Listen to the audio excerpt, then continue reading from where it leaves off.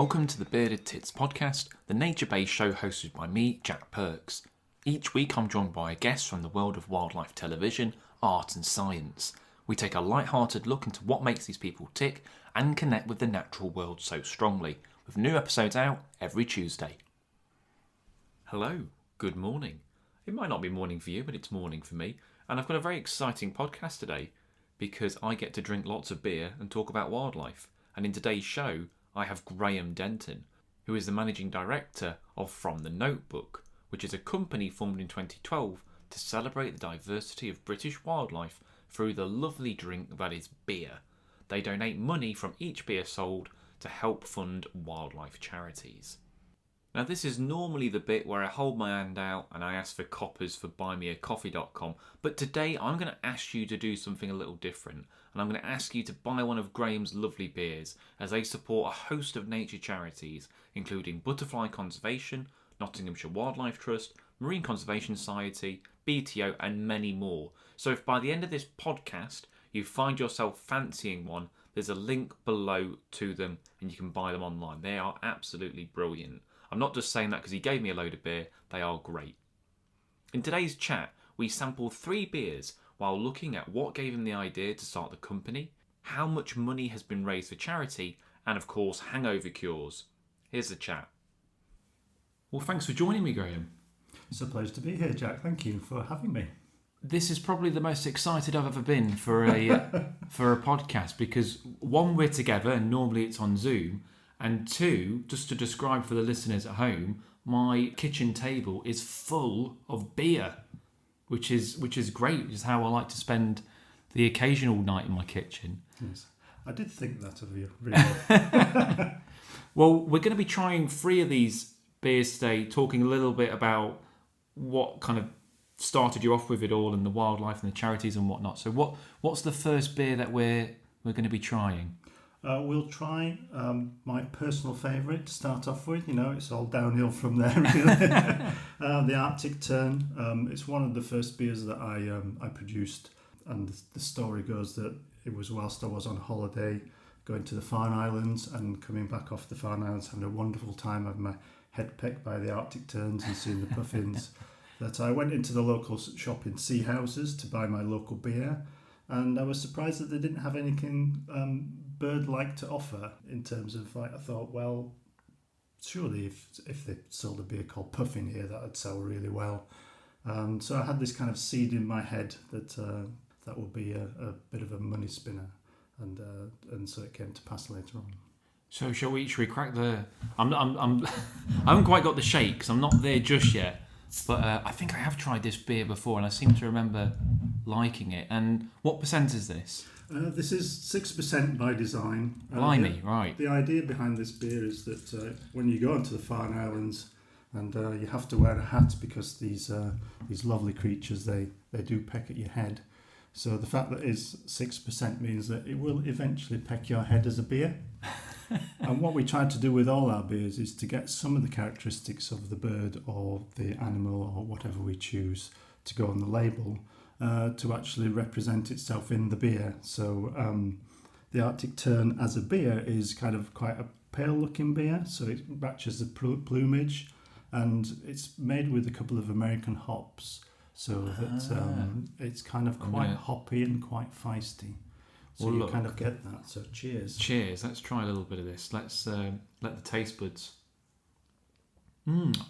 Oh yeah. When it goes down, you can tell I'm a seasoned beer drinker. When it goes down, that hop comes through, doesn't it? Mm-hmm. You can really. So I guess it's not craft beer, but chances are, if you like craft beer, you'd probably quite like this one, would you? Yeah, I think it's kind of on the edge of between traditional and craft beer, and in fact it's modelled really on a couple of really nice craft beers that I know about. One is a rather large company from Scotland who you might have heard of, and one of their beers I'm a big fan of, their original beer, and so it's kind of based on that, and it does a similar job to what that and is. I guess the advantage of it being 6%, if you do drink a few of them and go on the Farne Islands, if a tern pecks you on the head, you're not going to feel it, are you? Yeah, that's the advantage. If you can get in and out of the boat when you get it's a challenge if anything. But But as a 6% beer, it's dangerously drinkable. I know a lot of people, they may have like a lot of craft beers, but they find that after one or two they get a bit much, don't they? A bit hoppy, and it's just the hop stays in your mouth and has a different mouthfeel. But with this, it isn't that aggressively hoppy. It kind of really ends up being very well drinkable. It's quaffable. It is. I would definitely dangerously drinkable. Yeah, I could sink a few of those without realising, and then it's when you stand up. That's the classic thing with drinking nice beer, isn't it? You're all right when you sat down, and then as soon as you stand up, you're like, oh, okay, here we go. Let's crack on with that. No, this is lovely. It is a nice beer, and the sales figures don't lie. People seem to really, really warm to it. Is this one of the more popular ones for you then? It's probably our best-selling beer. Is it? Yeah. It's pretty good. And we mentioned that obviously you're not just making this beer for yourself; you're doing it for charity. So, how much money have you raised for different wildlife organisations? Since we've been going since 2012, we've raised more than £16,000 for various wildlife charities. I counted them today, and there's 16 different charities involved in that. So we kind of like to spread the wealth. So every beer that we make, the creature that might be on the label actually benefits from the sale of the beer. And as a biologist, this is something that I always wanted to do with my beers when I made them, is that, the creatures would benefit from the sale of the beer. And that's turned out to be a kind of ethological approach that a lot of people have really warmed to.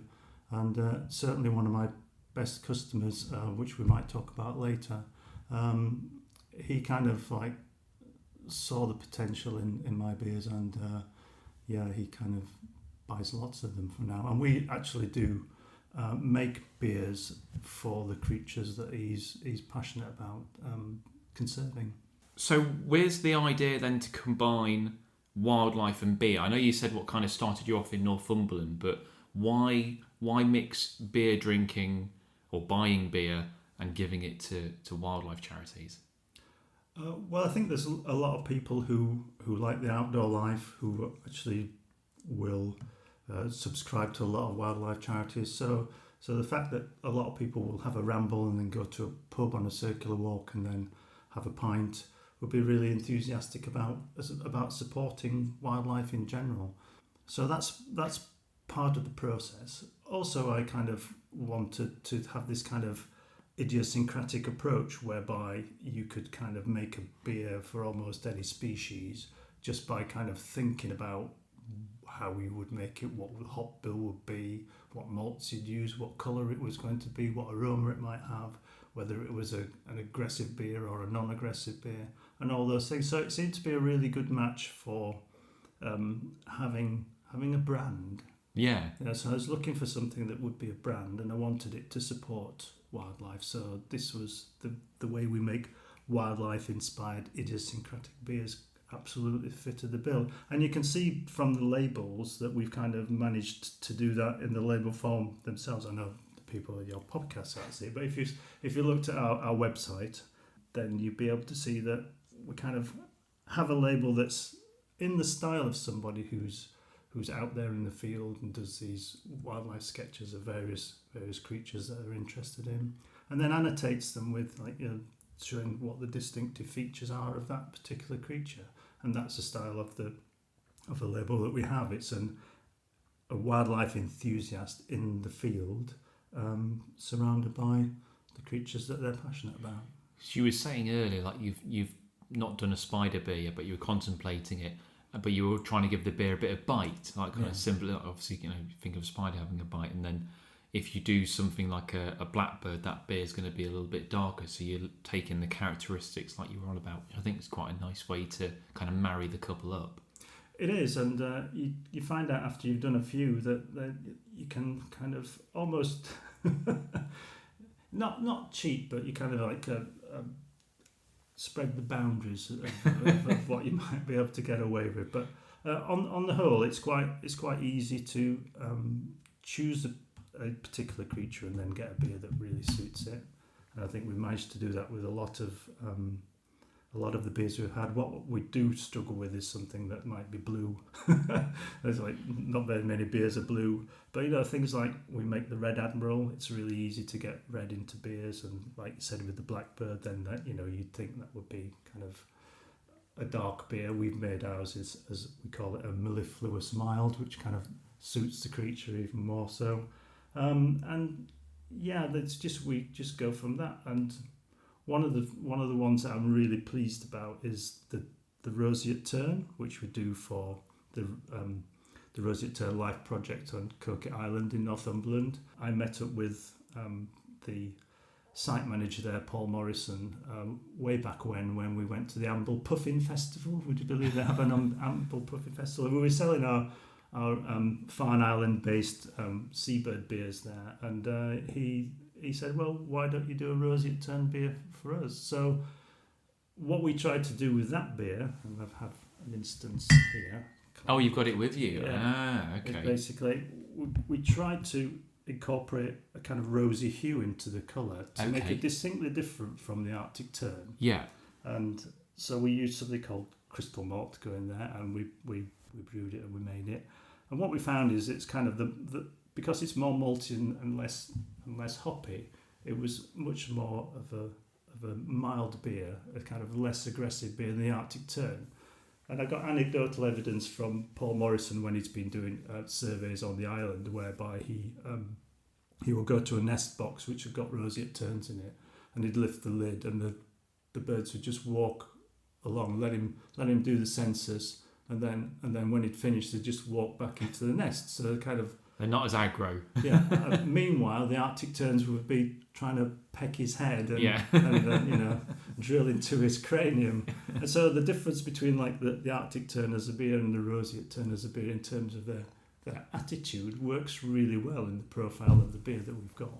Yeah, no, it's nice to bring those characteristics into the beers, definitely. Have you, I mean, obviously things are opening up now. Have you missed beer? Are you a beer festival kind of person? Now, that might sound obvious, or maybe not. Yeah, I do have to go to beer festivals in order to do a little bit of market research. to see where purely market research. Yeah. I don't really drink that much beer, honest. But yeah, I do like going to beer festivals. It's a great social activity, and I have missed it during lockdown. I haven't been able to go to my local beer festival here in Nottingham for a number of years now, so yeah, I do miss that. I saw one at the cricket ground the other day. I was on the bus at home late at night, and I thought, was there a cricket match on? But it was just full of people going into a little outdoor beer festival. Oh, that's always nice that they've come back. So that's one thing I do like, a good beer festival, because it's one of the few occasions where it's socially acceptable to be fairly drunk before 2:00 in the afternoon. Without being judged too harshly. So I haven't done one for a long time, but it's on the to-do list. Well, that was a really nice one. Should we try the second beer? So what's the next beer that you've got to? Okay, well, we'll go for a more kind of like we talked about the Arctic Tern being a little bit of a craft beer. Yeah. We'll go for a more traditional approach now. This is kind of this is called Hedgehog, and you had Hugh Warwick on the other day. We did have Hugh on, yeah. And this supports the PTES, People's Trust for Endangered Species, and the British Hedgehog Preservation Society. They both get royalties from the sale of this beer. Okay. So in terms of its idiosyncratic nature, we say that the Hedgehog beer has got an earthy nose and a prickly finish. Well, that makes sense. What it is the colour of it is kind of looks a little bit hedgehoggy colour. Yeah, it does, doesn't it? It's a lot darker. It's kind of like a traditional bitter. And the recipe is brewed in a Nottingham brewery, Pheasantry Brewery, and this is an award-winning recipe. So the beer inside is pretty good. It's been judged by CAMRA and others as being a terrific beer. Cheers. And with, I mean, I guess let's have a little smell of it. So that's not nowhere near hoppy as the one before, is it? No, it's more of a traditional bitter. Yeah. It's kind of an easy drinking session bitter. Because if you compare beer tasting to wine tasting, I guess it's not as poncy, is it? Generally, no. So, but if someone is going to kind of have a nose for beer, what are they looking for? Like what are you looking for in a good beer, basically? I mean, I guess it's personal taste to a degree, but Yeah, I mean, myself personally, I do tend to sniff a beer before I have it. Excuse me. yeah. Well, presumably, if it smells nice, it's probably going to taste nice. And isn't it? sometimes, like when I'm in a pub, that my wife says that looks weird. Stop sniffing your beer, Graham. Just drink it. So it does look a bit weird, but it's something that when you've got a really lovely hop aroma, Yeah. and you can when you go out and you smell wild hops in the field and you rub them between your fingers, you just get that lovely smell of hops, and I think if you're going to start off with that. if you're going to get into your ale as well, because one of the things. So I used to drink it a lot at university because it was cheap and cheerful, but I didn't necessarily enjoy that much ale. And then I quickly learned that most pubs will let you try a bit before you have it. So if you are new to this ale game, definitely ask the pub to try a bit, because I think I'd like probably maybe 2 in 10. So not a high rate, but I'd drink them because they were cheap. But now I'm a little bit more fussy what I drink. But I'll try them before and make sure I actually enjoy it, because if you've got a pint of something you're not going to enjoy, it can be a bit of a slog. Yeah, and it can be quite expensive as well. If you're not enjoying something that might be £4 plus. Well, yeah, I know. And I think a lot of the real ale pubs who have a variety of beers will let you try one before. Normally, how many? Here's a question for you: how many kind of freebies do you reckon you can get before it's kind of you taking the piss a little bit? Well, maybe kind of if you go up every time you go to the bar and you try it and you want to have a sample, then I think that's a bit pushing it a little bit. If once or twice, it might be okay. I did 5 and then I got asked to leave from a Well, pub. yeah, I wasn't can't blame them. I wasn't trying it on. I just couldn't find a beer I liked, and I think the guy was like, "Fucking dick."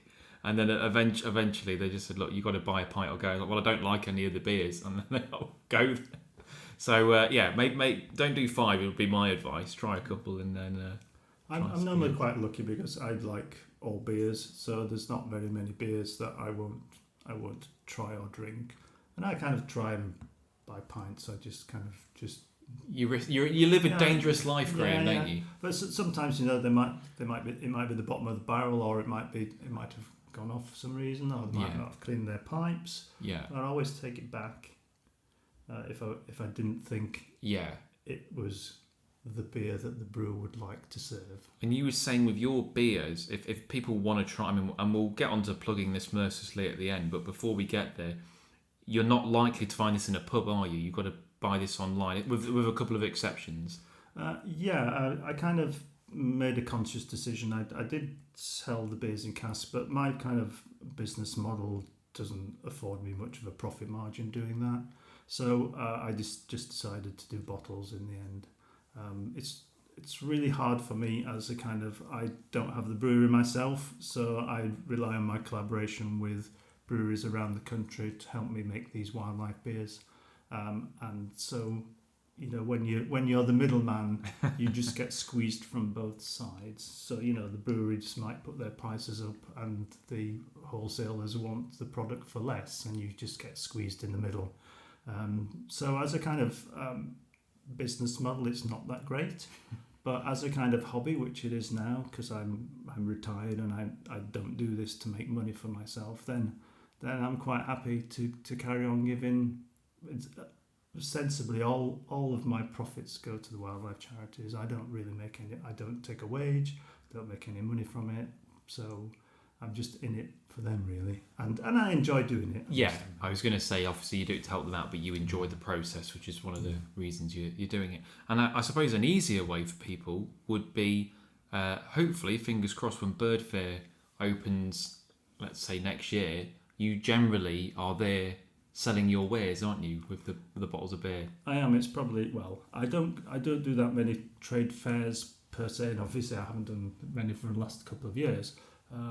But I don't do many, but the Bird Fair is an absolute must for me. And I do now get noticed, and people do come to me for their beers on a repeat every year basis. So that's really good. I've got some loyal customers there. So I know I can always sell there, and I'm always kind of welcome there. And we do really good trade in the local produce tent, which is, you know, so you can... The busiest tent, I'd imagine. Yeah, it's great because it's right next to where the events tent is, where you have all the guest speakers and things, and they siphon them out of that tent right past me, so it's quite nice. So you get a really good footfall in the tent, and then people by kind of day 2 realise, hang on a minute, I can get some bread there, some cakes there, some fantastic kind of meats there if you're into that kind of thing, and then some beer, and we can make a picnic up from the local produce tent, and they don't have to get a burger and chips or whatever it might be. So well, another kind of really well. A bird fear survival tip is that although, you know, they do have 1 or 2 beers in the tent, because bird fear, if you've never been, they do have a bar there, but it can be a bit pricey. It's well worth dipping into Graeme's tent in the food bit and getting a couple of bottles of his beer, because not only is it cheaper, but often it's a lot nicer as well. So that's my bird fear survival tip for any listeners. I'll even open them for you. Yeah. yeah. Well, normally if I come, I'll always come and say hello and try and grab a couple of bottles off you. It's what was the next one? Sorry, I'm trying to look like I'm professional, and I'm reading off here. So how do you pick the species to go on the bottle? I know you said sometimes the beer makes the animal and the animal makes the beer. So what comes first? Do you pick the animal and then mould the beer around it, or do you make the beer and then pick an animal? If you're going to pick the animal, you kind of have it in your head that you really need to show off the characteristics in beer form if you can. Okay. And sometimes it's more easy to do that than others. And I know we've talked before about doing a fish beer to support the fish charities. Yes. That's your passion. So with a fish beer, you've got to be really careful about what fish you might choose, because people might think it's easy to do, but it's not. Certainly, some birds are a little bit easier, and mammals a little bit harder usually. But some mammals, like we've said with the hedgehog, kind of, it's really quite easy to pick out the major characteristics and go for them. But yeah, I mean, off the top of my head, I mean, you've got the kind of ruby red belly of a stickleback. I mean, that kind of writes itself, I guess. I mean, if you go alliterative, you go barbel bitter or burbot bitter if you want to go for kind of an unusual fish. I'm sure there'd be something we could cook up. I mean, if we had 8 or 9 bottles of beer, I'm sure by the end of the night we'd come up with something. But I think somewhere down the line you need to do some kind of aquatic fishy beer for sure. I mean, no, I was gonna say fish infused beer, but that's probably not gonna be a selling point, is it? Who wants fishy beer? Well, someone might. I mean, some people say, we make a beer called Puffin. Yeah. And they say, well, does it taste of sand eels? No, it doesn't. and I said, no, puffins were harmed in the making of this beer. I think if we went down the fish route, I mean, an obvious example to me would be brown trout. It's really easy to make a brown ale. Yeah. But then you've got to think commercially. Do you think that would sell? Well, I mean, you've got fly anglers. Yeah. And they like a drink, and you've also got a charity called the Wild Trout Trust. Yeah. So you've got your charity set up, you've got a market in anglers, and you've got an easy beer. So that would be a good one. And they are, although they're brown, the artwork, they've got red spots along them as well. So you could even incorporate a bit of red. So that would be a bit of a slam dunk maybe. And I do know quite a few people at the Wild Trout Trust, so I could always introduce you to them and see where that goes. Yeah, that would be great. And the other angle for that is that obviously brown trout are kind of an indicator of clean waters, and what we do with quite a lot of the species that we have like a little environmental message on the back of the label. And I think kind of with the news this week about ricing sewage into our rivers, different kind of brown trout floating in the rivers. then I think having a kind of an angle on that would be good. Yeah, people would think, well, at least this company's trying to address the matters, and not being too political, but just saying there is an environmental issue here, and that if you don't look after our rivers, then you won't see any brown trout. And no, definitely. when you do look after rivers, you do see them. Yeah. Yeah, it makes a lot of sense, definitely. And with, you've had a pretty long career looking at lots of wildlife and drinking beer, and I wondered, is there any room to combine the two? So have you ever been bird watching and you've had one too many beers? Well, I mean, I guess it's not the sort of thing you'd generally consider, but I'm sure there must be people out there who've had a couple of beers and then gone birding. It'd be a local patch, I guess. Not something that I've done really. I mean, when I go on walks in the countryside, I would normally kind of, do a bit of bird spotting or whatever on the way. It's a beer at the end of the day, isn't it? It's a beer at the end. Yeah. I don't know too many people who'd be kind of willing to try and look through their binoculars after having a few Arctic terns. Yeah, you're like, there's 4 hoopos over there. Like, no, actually, it's just the one. But yeah, I think, I think the beer at the end of the day is more the ritual, isn't it? I think I can definitely agree with that. Should we try the third one then? So what's the third beer we're going to have? The third one is Red Admiral. Ah, okay. So after the Seabird series that we made back in 2012, we decided to talk to Butterfly Conservation because my co-director at the time, Colin Bowler, very keen butterfly enthusiast, absolutely loves his butterfly, and he does a lot of translate work for Derbyshire Butterfly Conservation. And so he was keen, because he knew quite a lot of butterfly enthusiasts, to do some butterfly and moth beers. So in the end we ended up doing, I think, 7 in total of butterflies and moths for them, of which we now we pared down a little bit since COVID and actually before that. So we just make the Red Admiral at the moment. Okay. But we do have plans to do more moth beers. I mean, the Death's Head Hawk moth that we did as a stout was very popular, and that was made by Silence of the Lambs. That's the same kind the of moth species, in that, isn't it? Yes. Yeah. That was a popular one for you. And the guy who actually drew the label for us, Stuart Sexton, a wildlife enthusiast in Northumberland, he actually reared one. And I think that was the very animal that they did a squeak on Spring Watch or Winter Watch or whatever. Oh, is that right? On. Yeah. I said, what is this creature? And it was a recording of his Death's Head Hawk moth, and it's like linked to our beer, so that was really quite good. So Spring Watch is subtly promoting your beers. I wish they would unsubtly promote my beers. That would be You've great. not, when you've been at Bird Fair, you've not had any kind of faces come by and try some or get a bottle?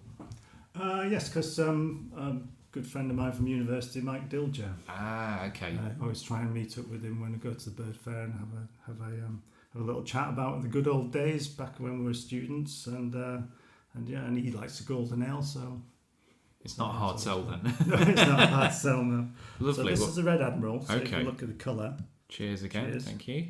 It's got this kind of like red hue. Yeah, it has. I'll put it up to. So this has got more, because the last beer was quite flat, wasn't it? But this one's got a definite head on it. Yeah, it's a bit more lacy. So lacy? Is that beer terminology? Yeah, it's got a lacy head. It's that white head.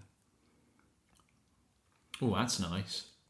It is a nice beer. It's a lot more malty. Yeah, it is. So we bring that out in the autumn, because obviously that's when you see quite a lot of Red Admirals with the feeding on the ivy flowers, which is also on the label. And so it makes a really good beer for like the winter season, because it's a little bit like a traditional English strong ale. Yeah, it's only 4.8%, but even so. Because we had fish and chips before we started tonight, and I asked you what to pair certain things with, and you were saying golden ale is good for fish and chips because it kind of cuts through the grease, was it? That's right, yes. So what would you recommend eating with, if you were going to have a bottle of beer with a meal? What would this come? Probably some lamb. Yeah?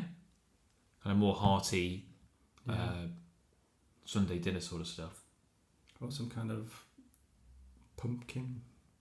Pumpkin? That's very topical at this time of year, isn't it? I mean, couple of days before Halloween. That is really nice. You know what? I'm tempted to say, I might wait till I finish it, but that might be my favourite of the night. That is a really nice ale.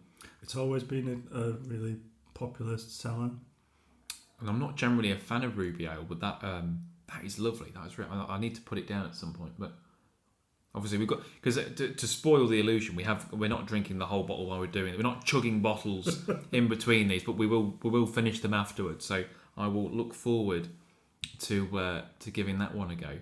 And one of the age-old questions with obviously drinking quite a lot of beer is hangover and trying to cure them. So I wondered if you got a miracle hangover cure, or do you not get hangovers? How do you get with them? I rarely get hangovers, but the best cure, I think, is hair of the dog.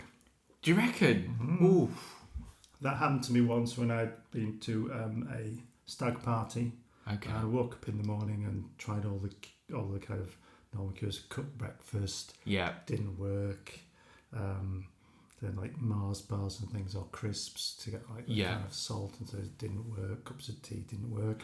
So we all went to the pub and started drinking again.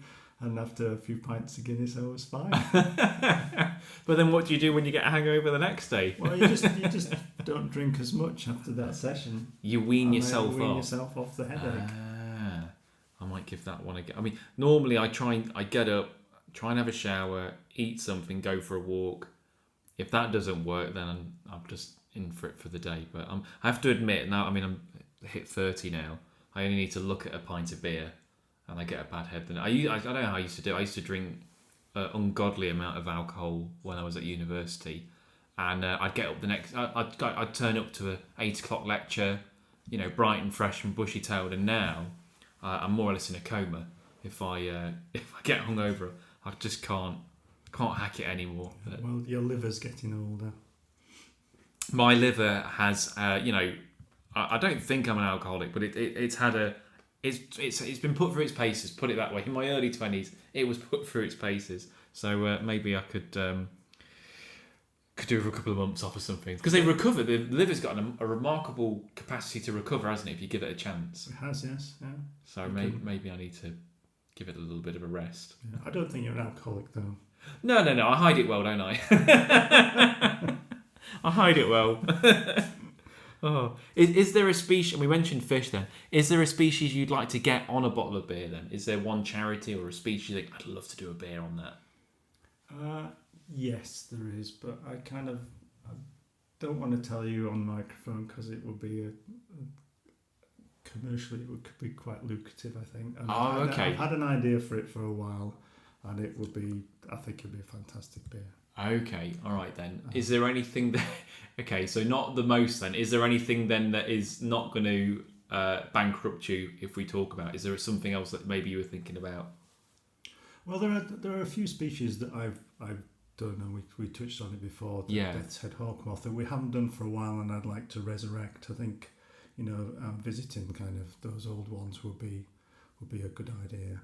I'd like to do more work if I could with the different wildlife trusts, because we celebrated the 60 years of the Leicestershire and Rutland Wildlife Trust with a beer called European Fox, and we sold that at the Bird Fair, and that was a really big hit, and it was a lovely beer.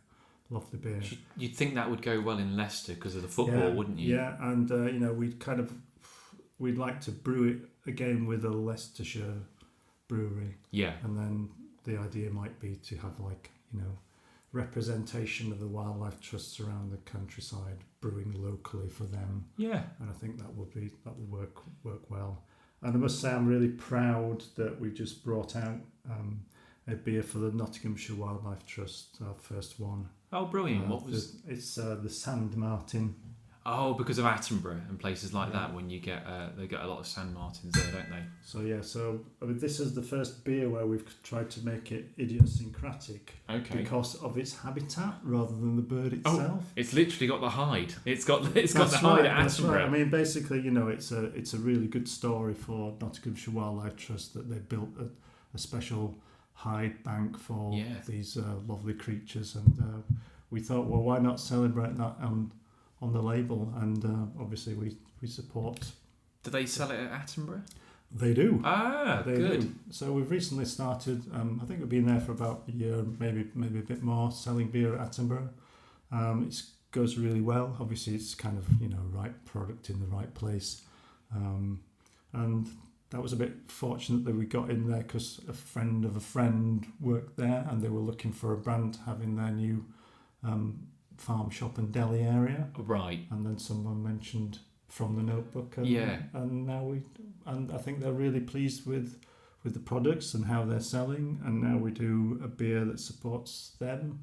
I'm really happy about that because it's obviously my local patch. Yeah, that's excellent. And how many species have you done? How many different beers have you got? I added it up today. 29 we've done 29. So far. Yeah, but they're not all on sale all the time, are they? No, they're not. They're not. And when I first started the whole brand, I was very conscious that I liked what we were doing. I thought it was going to be a commercial success. I was very keen to get a lot of the wildlife charities on board as quickly as I could. Therefore, I probably did too many beers, as it were. But I thought it was such a good idea and I think we're the only company that links all of the wildlife charities under one brand. Yeah, it's a good way of look because so is each beer is a different charity. So you've literally worked with 29. No. We do done some repeatedly. For example, the first 4 beers, the Arctic Tern, the Puffin, the Kittiwake, and the Female Eider, they all support the Marine Conservation Society. Right. Okay. And continue to support the Marine Conservation Society. Okay. And then the first 4 butterfly beers and the moth beers support butterfly conservation. Yeah. So. But you've still worked with a hell of a lot of charities under one banner. Yeah, so we've done a few, and there's always someone at the Bird Fair will come along and say, "Hey, can you do a beer for us?" And I'd love to get round them all. Yeah, but it's kind of sometimes it's difficult, and the only money that the company has is what I put into it. Yeah. So cash flow is king. So I can't do all the beers all the time. No.